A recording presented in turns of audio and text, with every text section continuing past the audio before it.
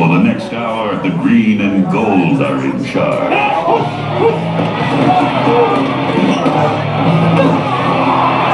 Welcome to In the Huddle on the Woodward Radio Network. In the Huddle is brought to you by Bull Lake Casino. Now, here's Bill Scott and Green Bay offensive lineman T.J. Lang. And good evening, everyone, and welcome to the fifth quarter and little shoot In the Huddle. Justin Hull is alongside. TJ will be here momentarily, along with our guest, running just a little slow on the winter roads. Yeah, it's not nice out there. No, it really isn't. Nice would be the way you describe the Packers' victory over the Falcons, though, 48-21. I think you understand that, too. I mean, that was just a dominating performance. I think a lot of people are surprised with how well they play, especially an Atlanta team that this season has just been so solid. And even do the little things right. And Green Bay just put the pedal to the metal and never let go. I was a little worried when it was 14-7, the other guys. I mean, weren't you? Of course, and I think everybody, and I know the Facebook pages blew up about asking for special teams coaches positions and all that, but I think that was the worry. But when they came down and they answered that adversity, same things with the Jennings fumble. They gave up the fumble. Atlanta goes up 7-0. Green Bay comes back, scores a touchdown. Then the special teams touchdown is 14-7. Just the way that they just rolled that off their shoulder, didn't let it bother them, came back and ended up scoring a touchdown, tying that game up at 14. Right when they did that, it was kind of a sense of this team isn't going to be rattled. It's almost like they wanted it more. And Tramon Williams made the two big plays in the first half, and the rest was history. I think the tone setter was Aaron Rodgers. I mean, there were several times they had him, almost dead to right on the pass rush, and he scrambled out of there like I've never seen a quarterback scramble out of trouble before. And he was incredible. I mean, he got out of some big jams, and if they get the hits, who knows, maybe they dislodge the football or whatever, but get the sacks and the drives. Rodgers kept it going by himself. And then he found a way to make plays, accurate passes, so on and so forth. Yeah, I was wait till he wins that first playoff game. Then he kind of makes the next step. Well, now he has to do something special. And if there's anybody that doubts Aaron Rodgers after Saturday night's performance, I don't think they're ever going to get it. I don't think they're ever going to understand. I heard your show this afternoon. You said you take three quarters. You said quarterback. You said there are three quarterbacks, right? I didn't doubt him. There are three quarterbacks right now that are better than Aaron Rodgers. I said that would be considered elite quarterbacks for their careers. Is not better than Aaron Rodgers right now. I said right now on the field, Aaron Rodgers best quarterback in the NFL, but get to that elite status for career, that's what I was talking about. Right. Breeze won a Super Bowl, Manning won a Super Bowl, Brady's won 3 Super Bowls. That's what gets him to that point. Right now, if you jumble all the quarterbacks in the NFL and they were to have a fantasy draft for any player that you want, Aaron Rodgers would be the #1 pick, no questions asked. Think so? Yeah, of course. Of course, with his age, with all that progression that's still in front of him, there's not anybody out there that potential-wise intermixed with age right now, intermixed with how they're playing, is better than Aaron. I think it's close enough that you might find a couple of people out there that might take 1 or 2 other guys, but I would agree that the majority of people would take Aaron Rodgers. I certainly would take Aaron Rodgers, but I think there might be a couple of people that might take Drew Brees. He's a guy that technically... Rodgers, what, 27 though?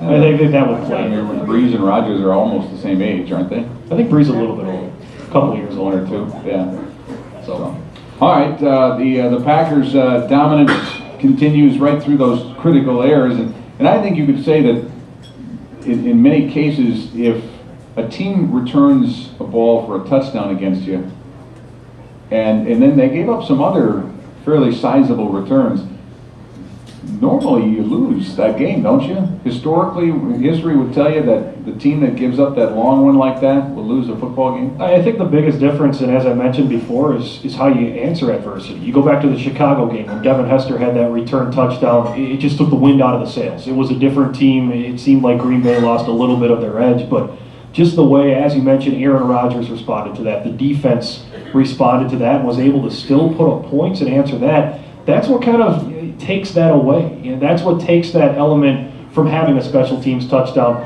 out of that game and how you can recover from that. And I think just not being rattled, not letting it get to you is how you can take a special teams, take that big play and just kind of smush it and make it seem meaningless. I think the big deal about the Packers and where they are right now is that, and McCarthy has said it throughout the course of the season so many different times, said, I don't want my team peaking in week 8, week 9. We want to peak in week 14, 15, and 16, playing the best football at that time. And that's what they did. They had to win 2 games at the very end to get into the playoffs, and then you win 2 more in the playoffs, and you're playing outstanding football. You know, they couldn't beat Atlanta back in week whatever it was, because Atlanta was playing better football at the point. But what did that serve them? You know, they get into the playoffs, play 1 game, and they're out. You know, New England. I mean, New England's another perfect example. They're playing great football. Everybody's saying that this is the best football team in the National Football League, Tom Brady. I mean, bar none, New England. It's New England's trophy. I mean, that's what everybody's saying. But they're peaking in, you know, the middle portion of the season, and they get to the playoffs. They're starting to slow down a little bit, and then you get into the playoffs and you play your first game, and boom, you're gone. You almost get that. McCarthy was like that too. I mean, I just listening, you know, he had his press conference earlier today, and he's talking more about this team being a championship football team. You go back to the regular season, it was game by game. It was week by week, and now that they've gotten to the tournament, you know, they got into the playoffs, it's a whole different mentality for this team, and I couldn't agree with you more. You talk about peaking at the right time. As soon as you said that, New England pops up in my head because everybody already wanted to crown them, you know, heading into the playoffs as being the team to beat. But you're right, this team they have a different focus right now. They're playing with a swagger that wasn't there before. They're a completely different team than we'll go back to even week 15, week 16 that we saw playing. And right now they are playing the best out of anybody that's still left in the playoffs. And could you ask for a better scenario? The NFC Championship, Packers-Bears. Well, play it at Lambeau. It's amazing that in this great history that, well, I'd rather beat them on the road. Personally, I'd rather stick it to them at their place, make it hurt even more. With the George Halas Trophy at Soldier Field. Yeah, you know, have to hand that trophy out to Mike McCarthy, Ted Thompson, Mark Murphy on Soldier Field. That's gonna, that'd be a sight. You know, it would really be a sight.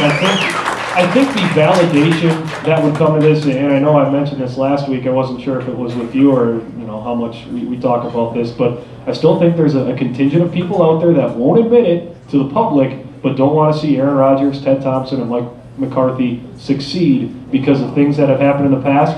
That right there would be the vindication that would just, you know, slap those people across the face and get them to realize what's really going on. Those people there are not true Packer fans. Exactly. That's, when push comes to shove, that's the deal.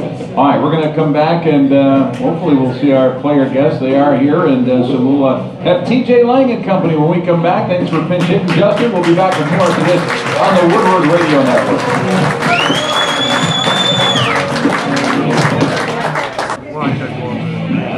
In the huddle with Bill Scott and Green Bay offensive lineman TJ Lang. And we are back at the fifth quarter here in Little Chute. Second segment brought to you by Mole Lake Casino Resort and Conference Center. And TJ, how you doing? Doing great. A big win for us Sunday, and it's going to be a fun week leading up to Chicago. It certainly is. There'll be no shortage of talk about the Packers and the Bears and the rivalry, and do you hate the Bears and all that kind of stuff. Do you hate the Bears?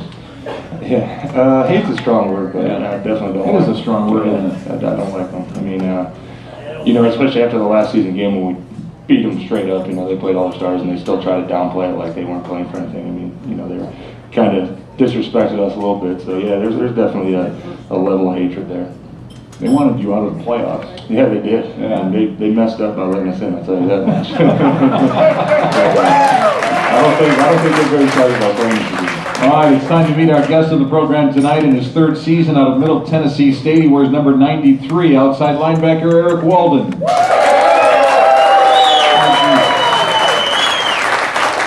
Boy, it's been kind of a whirlwind couple of years for you. You've come and gone on a couple of teams, and all of a sudden you get released from Miami earlier this year. Correct. And you're kind of down for a few weeks, and all of a sudden the Packers give you a call, and I don't think you're going to, in your wildest imagination, think that everything would turn out the way it has right now. Absolutely. I'll just say, it's been a blessing, just to get that opportunity to come here in Green Bay and, display my talents. And, it's been a ride. It's been a thrill.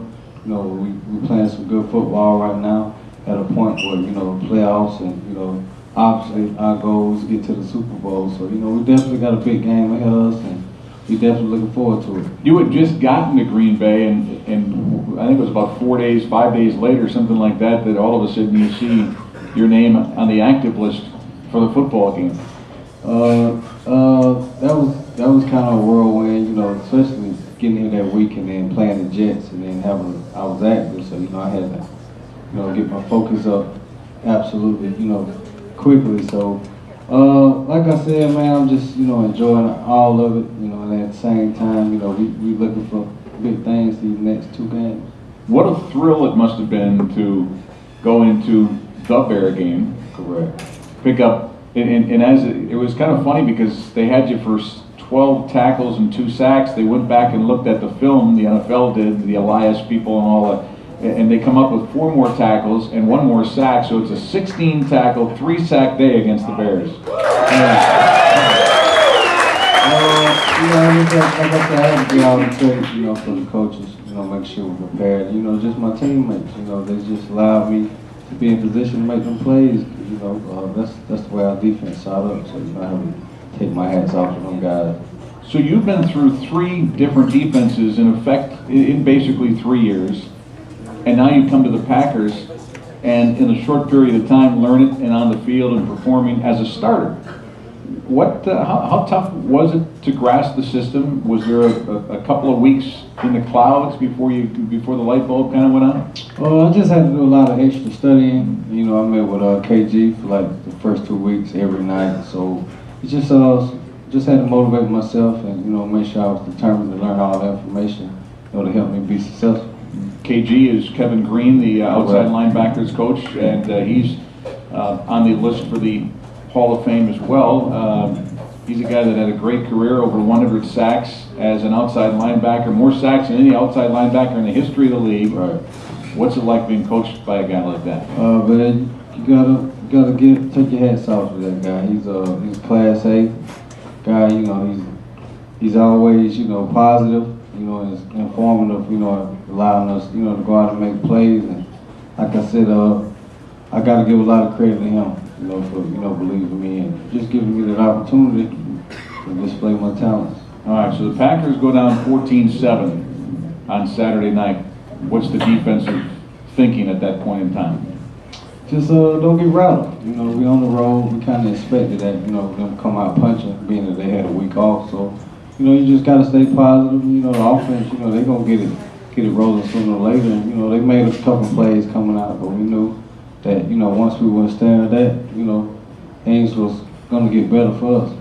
TJ, the Packers have been, especially nationally, kind of the flavor of the year. Everybody picked the Packers to get to and win the Super Bowl at the outset. Then all of the injuries came along. Then there were a few more doubting Thomases that jumped off the wagon, understandably so, given the rash of injuries. But they're right back on again. The national people like the Green Bay Packers to win it all. And you know, I guess there's the ones that are kind of riding the fence are kind of just wondering how a team that suffered as many injuries can just go week after week after week after week. You know, people, maybe somebody looking for a little bit of a slip from an energy standpoint, and that hasn't come. And I've got to believe at this point now, anybody waiting for that, you know, you might as well forget about that because it's not going to happen. Yeah, absolutely. You know, and we talk a lot about the characters of our guys, you know, on this program, and I think, you know, Erik's one of those guys that guy goes down in front of you and you just step up and you fill the shoes. You know, you don't get rattled. You go in and play. And we've had so many guys that stepped up and are playing good football for us. You know, that necessarily didn't really start off the year, but you know, we have so much talent on this team, and when everything's clicking, I mean, we're tough to beat. So you know, you saw that on Saturday night. I mean, you know, our offense, I think we ripped off 5 straight touchdowns against them, and throw Trevon's interception in there. You know, that's 6 straight touchdowns.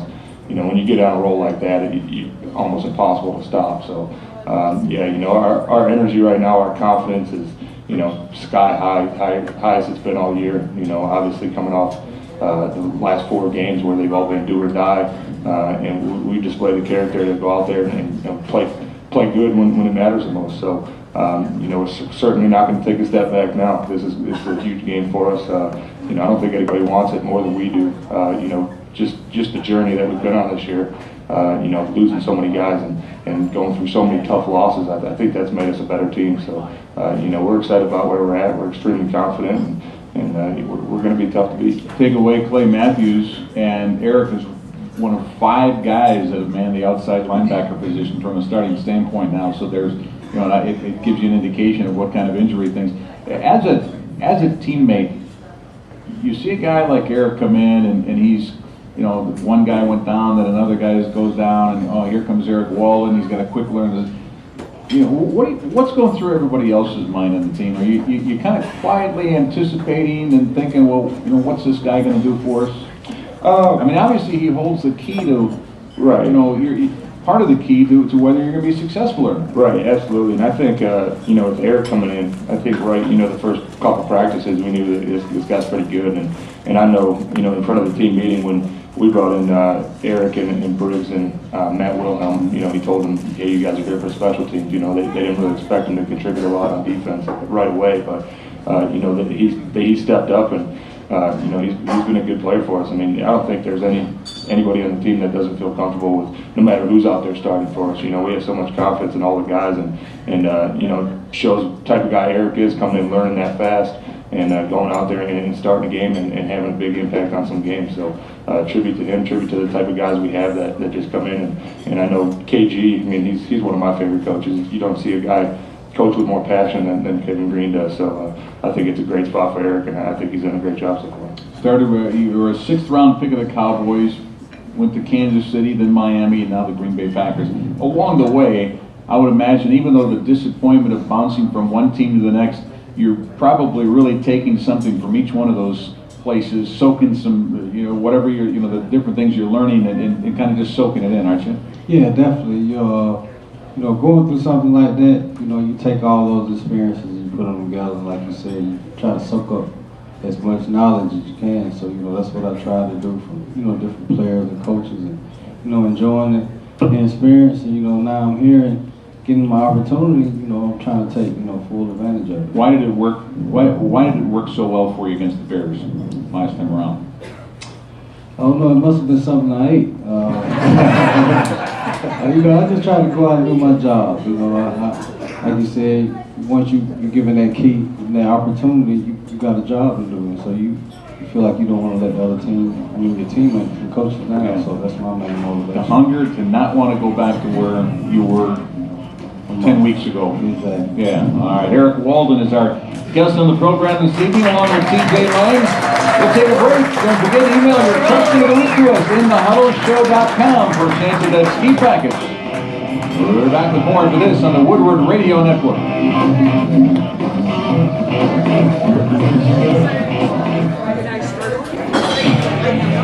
Back to In the Huddle with Bill Scott and Green Bay offensive lineman TJ Lang. And we're back here at the 5th quarter in Little Creek. Good to have you along. Our transportation provided by LNS Classic Limousine Service. Personal, professional service for all occasions. Call Lenny or Sue at 800-830-5933. Lenny, how you doing tonight? Where are you at? All right. Lenny's the man. Yeah. Lenny's mostly, he's the man most of the time. Not going to throw him on the bus, but he might have taken the wrong turn tonight.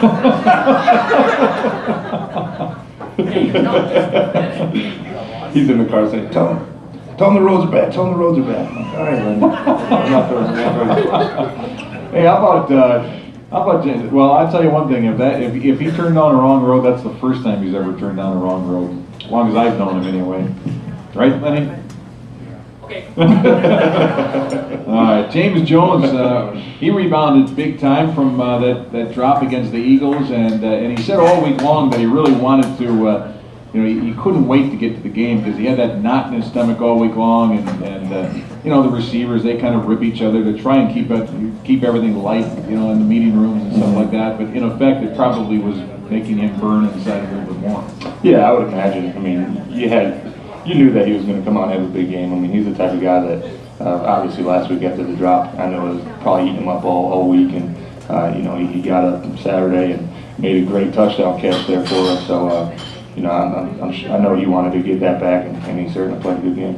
All right, yeah, that's what you guys, because Don Capers, and he supposedly had some quotes from the Atlanta fullback, and he shared that in the meetings earlier in the week. Is that what he did? Correct. Yeah. Does that mean anything to you? Yeah, you know, because the message you said, you know, that was definitely, you know, bulletin board material. So we felt like we needed to go out and make a statement, you know, after I felt like he called us out, you know, defensively, you know, and after the first win, so we took it in perspective and, you know, we want to make sure he made a statement after the game. Does he do that a lot? No. Yeah, I've never heard of him doing that before. This is the first time I've heard of him doing something like that. Right. Is that surprising? Of course, you haven't been around that long. Yeah, I mean, it was, you know, so, you know, he don't really show that much anger or frustration often, but after he put that on the big board and made his statement, then we knew, you know, it was serious business, and, you know, for the family, just like the rest of us. Do your coaches on the offensive side do that, TJ? No, but you know, in the O-line room, we're definitely aware of what some guys say. I know Coach Campton is big on reading quotes and stuff, and there were certainly some players on their defense that were disrespecting us as well, and you know, didn't think that, you know, we were worth anything. So you know, we definitely are aware of it. You know, I don't think that it's our main motivation, but it does help us out a little bit. And you know, unfortunately for them, we came down and crushed them Saturday, so I don't think they have much to say after that. But Yeah, I've always, and the reason I bring it up, and I mean no disrespect by bringing this, when I say this, I just, you know, you're playing a playoff game. It's loser, or I mean, it's win or go home. It's the most important game you're going to play at the moment for the right to go to the NFC Championship game. And somebody throws some bulletin board material out there that's supposedly supposed to make you play harder, when I would think that you're supposed to play as hard as you can to begin with. And how can something like that provide, you know, any more? Now, maybe I don't get it, but it's just all part of the game. I mean, you know, you try to get each other rattled up in any way you can, and I don't think we're a team that gets rattled. You know, we don't do a whole lot of talking, and I don't think we really take too much offense to the talking, but, you know, we're certainly aware of it. You know, that's kind of how we go about it. You know, we're a team that we talk, you know, every weekend on the field. You know, we don't get in the media on Tuesdays and Wednesdays and throw quotes out there that the other team can use. We don't need to do that stuff. Our play takes care of that. So, you know, it's just how we go about our business. I see you had a new partner in the backfield on Saturday night. DJ Raji. We call that the elephant formation. I wonder why. A lot of beef on that line.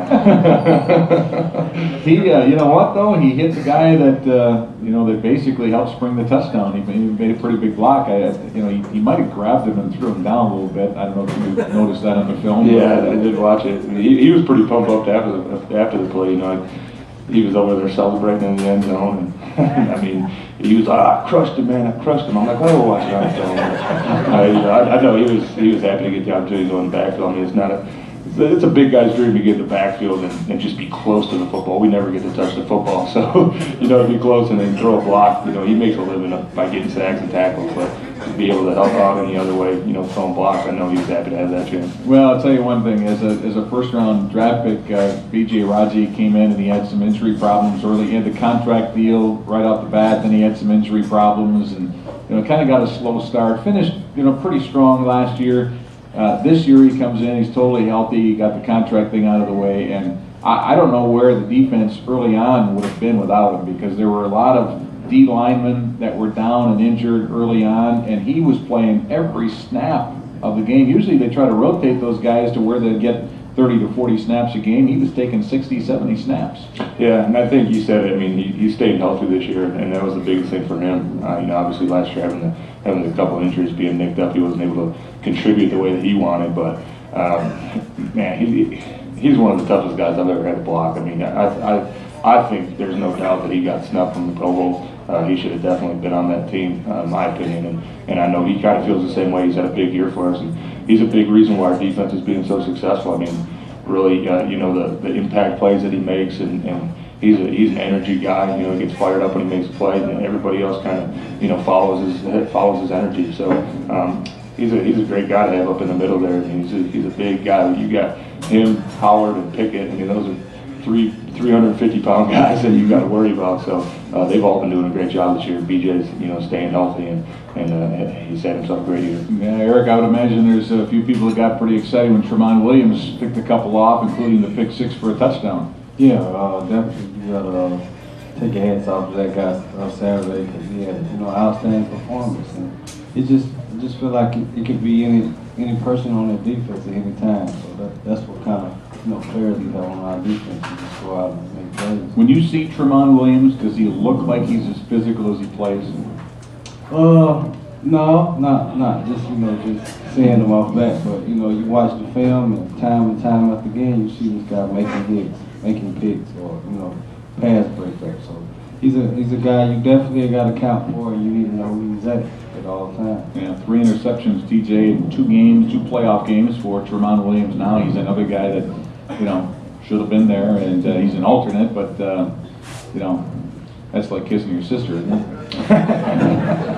Pro Bowl alternate, Yeah, I mean, he's had such a great year. I mean, not that I know what that's like. But, yeah, I can't relate to that. But, I mean, like Eric said, I mean, it could be anybody on our defense at any given time. I mean, we have 11 guys, no matter who's on the field, 11 guys that can make an impact play any given play. So Tremont certainly, been one of the leaders these last 2 games. Obviously with the the pick in Philly, and then Saturday taking that one back to the house. I mean, that was just. We never looked back after that. We had all the momentum. We came out the second half firing, and Tremont's a guy that he's going to make those spark plays for us. And you look back to the Chicago game and with his punt return, I think that was the game changer for us, getting us some good field possession and setting us up for a score as well. So he's been making those plays all year, and we got so many guys on our defense. It's hard to worry about them all, but he's a guy that kind of flew under the radar a little bit, but he's been one of our leaders on defense, and he's having a great year. Yeah. By the way, I saw Tim Mastey taking a nap over on the bench Saturday night. I know he was pretty bored. Yeah, I think I went up 2.5 into the fourth quarter, and Tim, did you punt it all? He's like, no. And he was disappointed about it, and I was like, well, that's a good thing, Tim. That's dominant. You've dominated somebody offensively if your punter doesn't have to leave the sidelines. So yeah, our third down conversions were off the chart. On Saturday. That's a reason why we scored so many points. We were able to convert a lot of third downs and making plays out of the pocket, scrambling out of sacks, and finding open receivers. I mean, I've never seen a better performance by a quarterback. I've never seen a better scrambler than what I saw on Saturday. It was amazing. I mean, there was 3 or 4 times where guys would come clean off the edge, and he's ducking, dipping, and sprinting out there and making plays and extending those drives. So that was a huge reason why we put up so many points. I thought his moves were every bit as good as Michael Vick's. Thought so too. He's not as fast straight line, but I mean, he's quick back there. He's hard to get a hold of. Yeah, absolutely. All right, we'll come back, and Granite Peak Ski Area email segment is coming up. Along with Justin Hull, we'll be back with more of this on the Woodland Radio Network.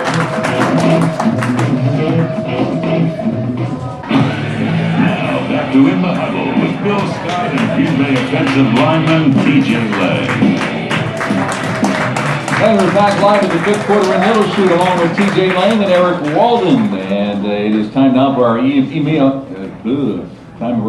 segment. Granite Peak Ski Area in Wausau, the tallest and largest ski area in Wisconsin, with 700 vertical feet and 74 runs. Granite Peak offers terrain for all levels of skiers with an average base of 36 inches and the fresh snow we're getting at the moment.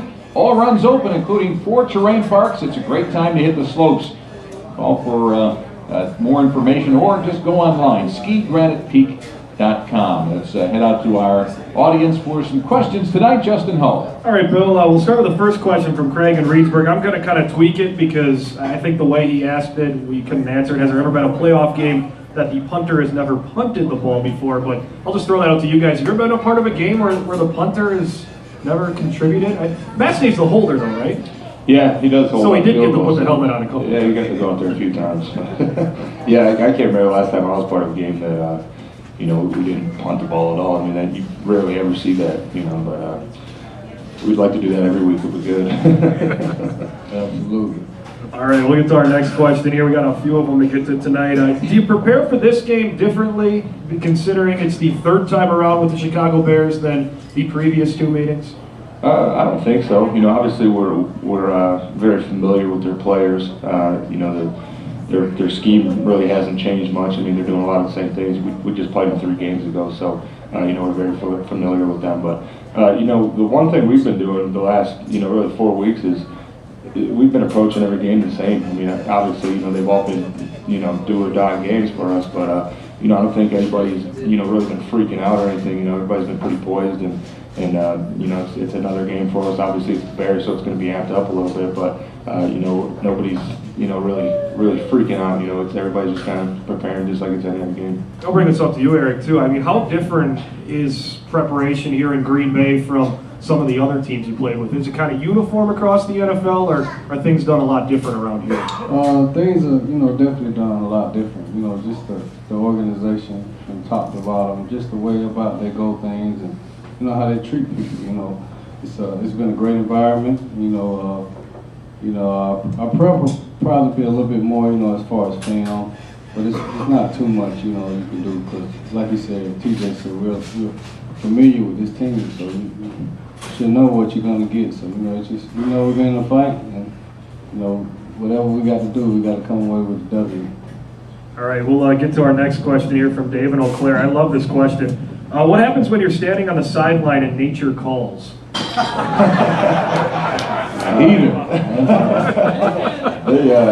They actually have little tents kind of like set up on the bench, and I've never done it, but you crawl in there and do your business. There's those little portable ice shanty that.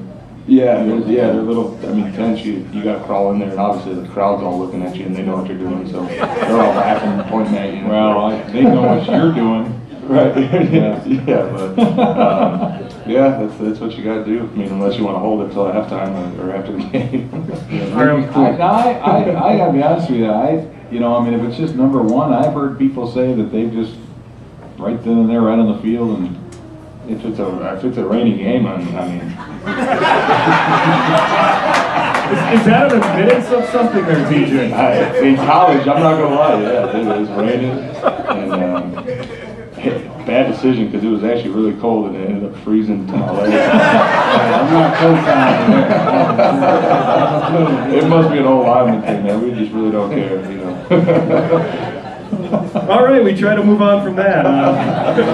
We got another one here. Both of you each can take this one. Do you have any traditions or good luck things that you or the team does before games? Eat the same breakfast, drive a certain route, wear something certain? Do you have anything like that superstition-wise? Erik, if you want to start. No, not really, but if you play well the week before, then you'll probably try to, keep it as similar as possible. But I don't think, we have some things, but not really nothing that, we do week in and week out that, we can say this gave us success or not, so. Yeah, we're pretty superstitious. I am, and I know a lot of guys in the O-line are. We go out to dinner as an O-line every Thursday, and if we lose the following game, we'll never go back to that restaurant again. And these last 5 weeks, we've been going to Hinterland's downtown Green Bay, and been doing something for us, man. We've been playing well, so I kind of cheap plug. Yeah, well, I'm the type of guy where if I wear white wrist tape and I have a bad game, then I'm wearing black wrist tape the next game. Just little stuff like that. It gets me thinking. Not that it really matters, but I can't help it. All right, well, no playoff beards or anything like that? You got a little thing going there, TJ. This has been a couple months. I can't go facial hair worth anything. But, I get kind of superstitious. Got to keep it going now. Don't change anything up. So we'll see how far it gets. All right, we'll get to one more here coming from Christy. While watching the game on TV, it appeared by the fourth quarter that most of the stadium was empty except for the Packer fans. Did that add to your excitement, and did it start to feel like home a little bit by the end of the game? Yeah, it was awesome. You turned around and it was just all green and gold, and the Go Pack Go chants were going on, and man, it's great. Anytime you go into an opposing stadium and you hear your home, crowd chanting, it's an awesome feeling. And those Atlanta fans, they were sick of the butt whooping we put on. They took off pretty early, so it was definitely nice to have our fans there. A lot of them there, so we definitely feed off that. Fairly late arriving too, from what I understand, and in terms of the Packer fans, they'll come into the stadium an hour and a half before, watch warm-ups, cheer for the players, all that kind of stuff. And Atlanta fans were 20 minutes before, 25 minutes before, and you know, then they all settled in about 5 minutes before kickoff. Right. I mean, we saw a whole bunch of them out there in warm-ups, and you definitely recognize that. All right, that's our Granite Peak email segment of the week. We'll come back and announce our winner, and we'll have our final segment of the show coming up after this on the Woodward Radio Network. Doing the Huddle with Bill Scott and Green Bay offensive lineman TJ Lay. And we're back here at the Big Revolution for our final segment. And right back out we go to Justin Hull for our winner of the Granite Peak Ski Area email question of the week. Well, I think this one's easy. Anybody that gets TJ to admit his little college transgressions there in the rain game will pick up the ski package. We'll go with David Auclair with the When Nature Calls question. All right, okay, Dave, our people will be in contact with your people, and thanks for the question. We appreciate it, and you'll have a couple more opportunities, I'm thinking, after next Monday, and then after the Super Bowl, and we'll continue doing shows right on through. So a couple more opportunities to get your email question in and win a nice ski package from Granite Peak Ski Area. It's valued at more than $400. Somebody just came up to me, and I'm going to hold his identity in secrecy, but one of the questions that if it had come via email, we would definitely have read it, because he wanted to know, Eric, what you think of Dom Capers' hairdo. No comment.